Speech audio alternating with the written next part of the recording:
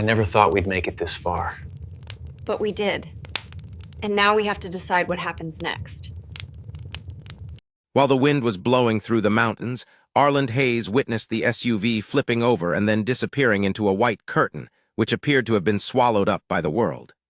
He froze on the snowy trail, breath in his throat, and remembered the accident that killed his wife, but then his instincts compelled him to run. He ran despite the blizzard, his boots soaked in powder, and he knew what it felt like to wait for help that never came. He also refused to let another person die alone in the cold. If you think kindness and second chances are still relevant in this world, please subscribe to Kindness Journal and share your thoughts and experiences with us. Thank you, everyone, for all of your support and kind wishes. It's nice to have stories like these reach more hearts. Arland reached the wreckage just as snow had started to cover it. The windows were shattered, the doors were warped by the impact, and the bitter sunlight was fading under the clouds.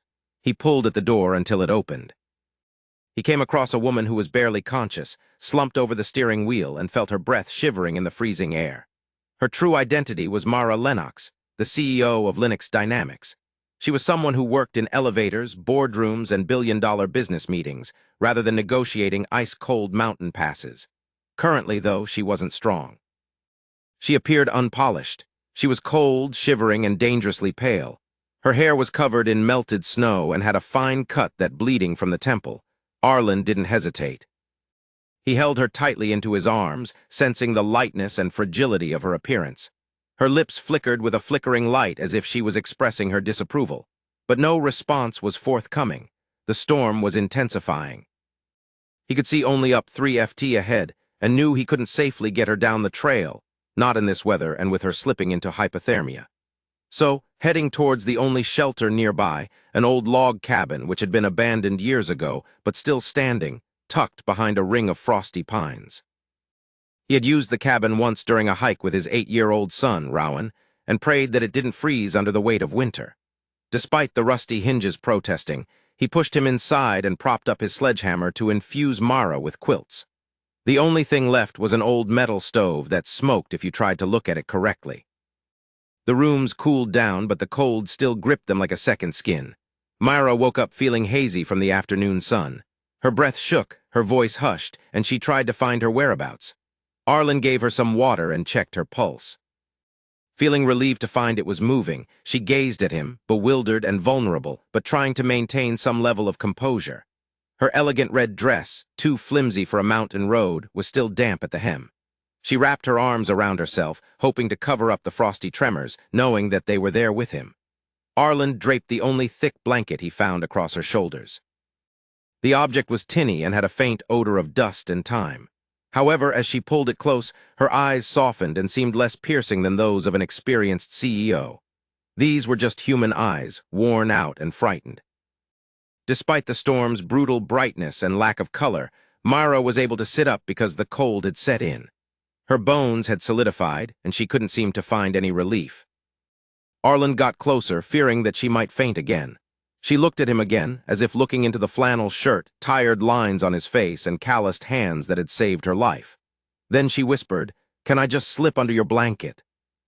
The tone of her voice was not ostentatious, but rather conveyed a sense of fear, vulnerability, and genuineness. Arland's reluctance was rooted in his memories of the hospital, the chilly bed, and the last time he held his wife. He had pledged to protect people and not cross boundaries. Nevertheless, this was not a limit. This was about survival. Humans required warmth, and hypothermia was unrelated to corporate monikers or tragic events. He nodded gently and allowed her to lean into him, while her shoulder trembled against his chest, and he sensed her gradual, uneven breath. The warmth between them grew slowly, becoming uncomfortable, necessary, and then strangely comforting, but with a faint smell of frost and expensive perfume.